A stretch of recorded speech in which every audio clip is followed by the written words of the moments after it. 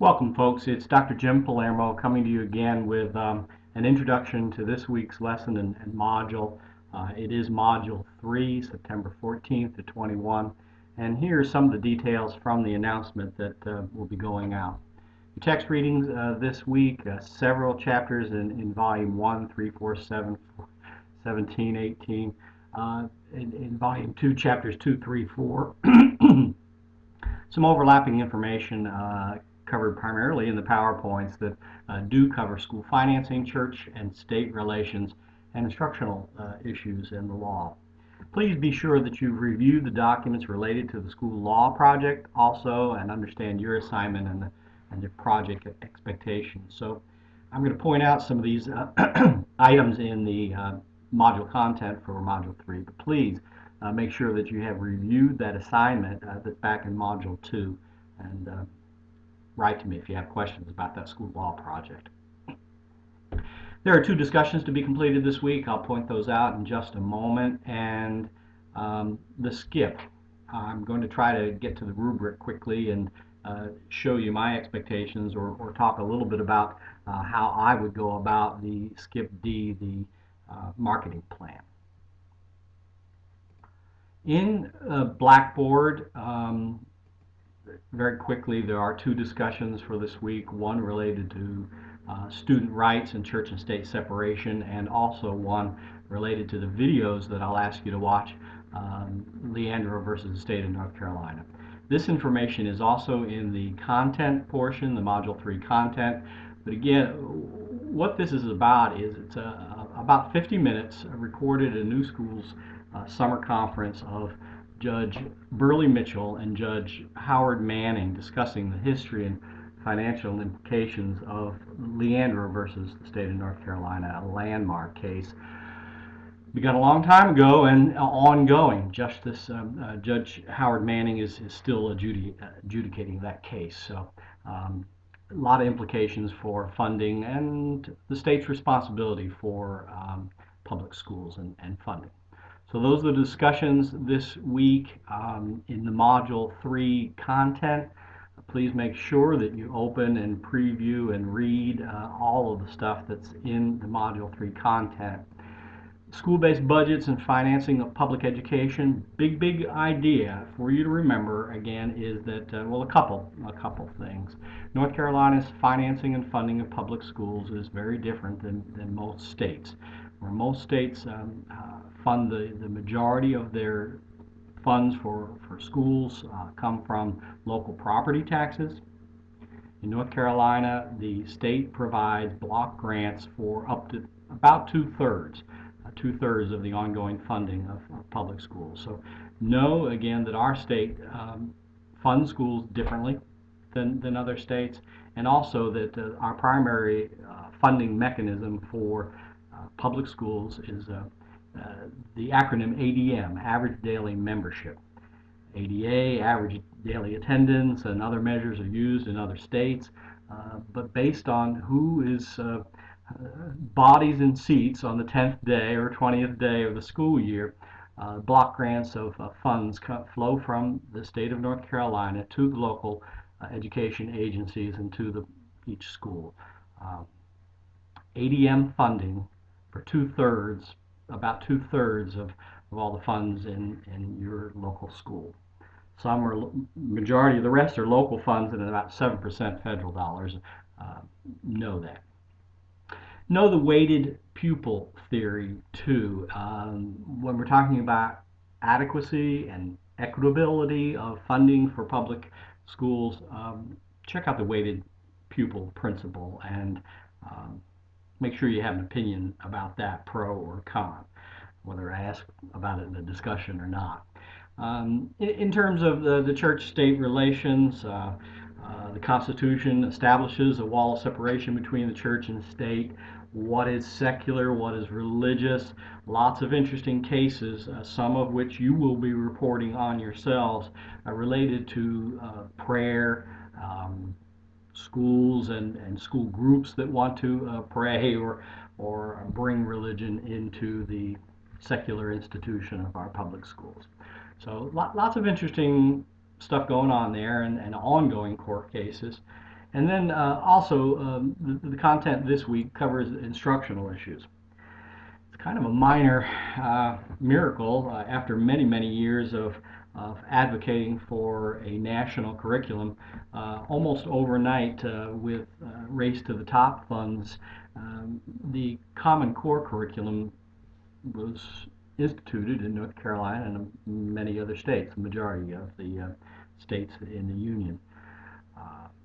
Educators have been advocating for this type of national curriculum for a long time. It has happened. You have an opinion about Common Core, perhaps, but here in Chapter 4, we look at the legal basis for curricular decisions and why we have the curriculum that we do, why it is primarily produced and regulated and assessed by the state, not the federal government, and also,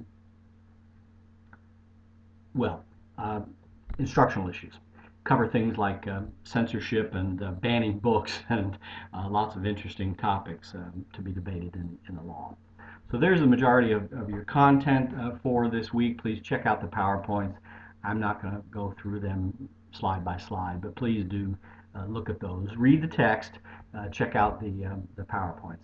Leandro, this landmark case. Again, I pointed it out in the discussions, but it is here for you as well. Neat stuff, and I'm so glad that my colleague Dr. Boyles recommended these videos. I found them very entertaining and informative as Judge Burley Mitchell and Howard Manning discuss Leandro and the history of funding for schools in North Carolina. Lots and lots of changes in the last 40, 50 years, and more to come, it would seem. Okay, that's the majority of that content. Let me see how quickly I can get to the rubric in the handbook and talk about the stakeholder community involvement plan in the meantime. You've written an A and B again, and I had asked you to go back and pull out your stakeholder community involvement plan. You have looked at C, I hope, and thought about the resources that are necessary to produce this type of plan. And D is the next piece for us to think and work about or work on. And for the stakeholder community involvement plan, this is the marketing piece. Let's see how fast I can get to this. The marketing plan. Develop a marketing plan based on the needs assessment results, organizational analysis results, and resource identification. It should have a statement of purpose, strengths of the current plan, and how you hope to improve. Now, depending on the needs that are cited in A and B, I've seen great marketing plans take a couple of different aspects. If in the stakeholder community involvement analyses in A and B, you have come up with a particular program or a way to increase parent-teacher association membership or participation, and you're going to institute an open house or a curriculum evening, then marketing that evening or marketing the open house or communicating those things can become part of your marketing plan. How are you going to get the word out about your open house? Can you create brochures and handouts? Can you create a website or enhance that somehow? And what resources would you need to put that plan in place?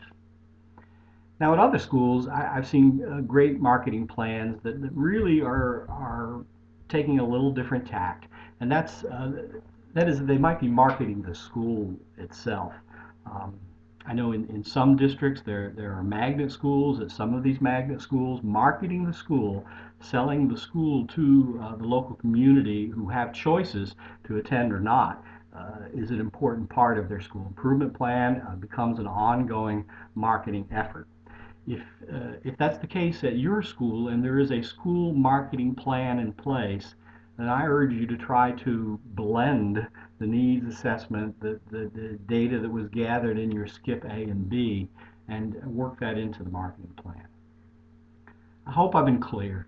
Again, with each of these different artifacts, As much as there's a logical progression from A, B, C, and D into the action plan, many of them are school improvement projects with action plans, great.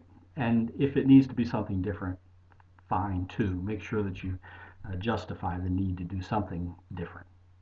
And while we're at it, you can see that the process journal is going to be a reflection piece about how all of this has come together.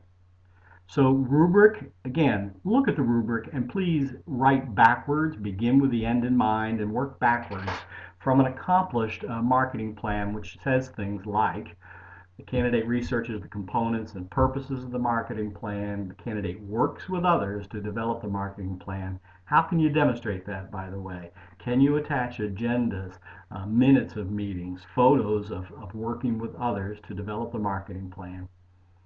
Work with others to implement the marketing, and work with others to implement all portions of the plan, including an evaluation.